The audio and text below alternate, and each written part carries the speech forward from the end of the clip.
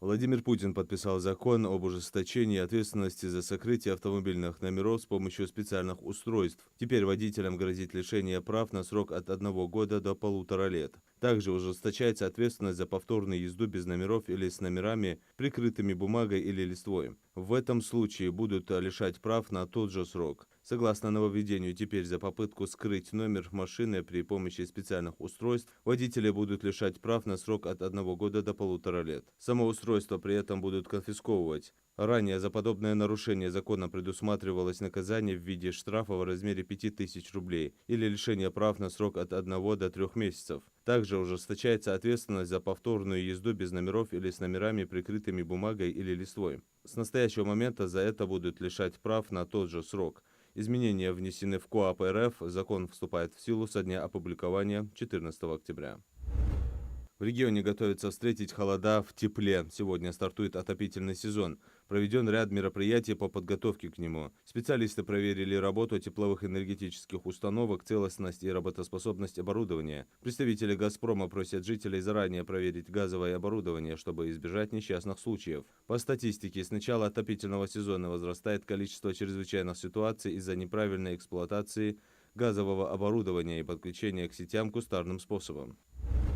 Сегодня Всемирный день борьбы с раком молочной железы. Это одно из самых распространенных онкологических заболеваний. Особенно подвержены риску женщины в возрасте 40 лет и старше. Проблема носит глобальный характер. Надежного способа предотвратить рак не существует, поэтому Всемирная организация здравоохранения объявила октябрь месяцем борьбы против рака груди еще в 1993 году. Розовый октябрь призван напомнить о важности своевременной профилактики. Факторы образования опухоли бывают самые разные. Врачи призывают не бояться диагноза рак молочной железы. Медицина шагнула далеко вперед в лечении этого недуга. Ингушские врачи ежегодно проводят научно-практические конференции, где обсуждают актуальные в этой области вопросы. Всероссийский экономический диктант напишут сегодня во всех регионах России, а также в зарубежных странах. Тема акции «Сильная экономика. Процветающая Россия». Всероссийский экономический диктант организован Вольным экономическим обществом России при поддержке множества партнеров, включая Российское историческое общество и информационное агентство ТАСС. Цель акции просветительская – расширить экономический кругозор, развить интерес к экономической науке и показать значимость экономической грамотности в современных условиях. Участники, набравшие 90 баллов и выше, станут победителями. Максимальное количество баллов – 100. Участникам необходимо пройти регистрацию на сайте diktant.org.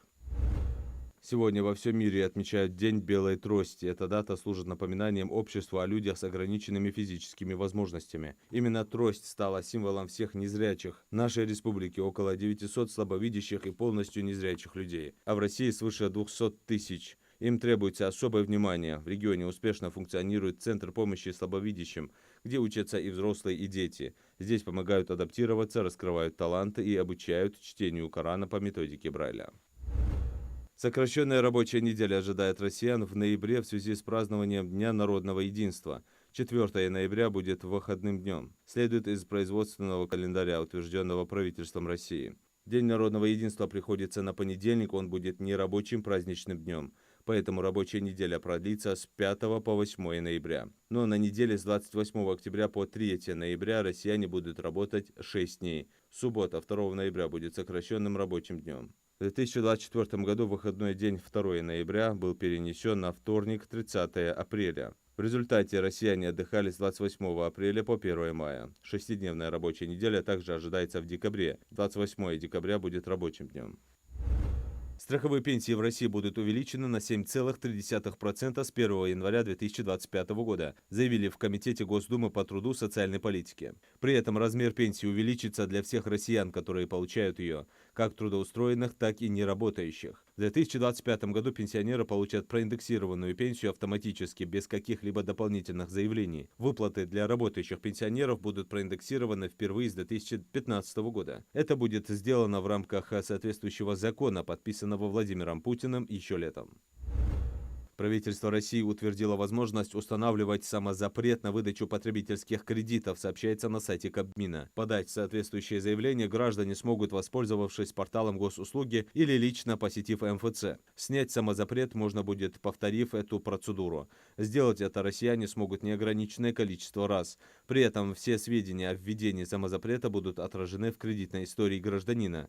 Ранее в Госдуме предложили списать за счет бюджета часть кредитов россиянам, которые оказались в сложной жизненной ситуации.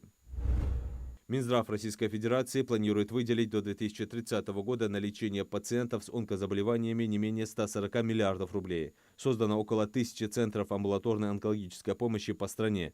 В России в скором времени начнутся клинические испытания терапевтической вакцины от рака, сообщил ранее один из создателей препарата Вячеслав Косоруков. Она будет разрабатываться индивидуально для каждого пациента на основе его генома и генома опухоли. По словам биолога, препарат не стоит рассматривать как чудодейственное средство, которое может вылечить все. При этом новая вакцина даст большой шанс на продление жизни тысячам человек.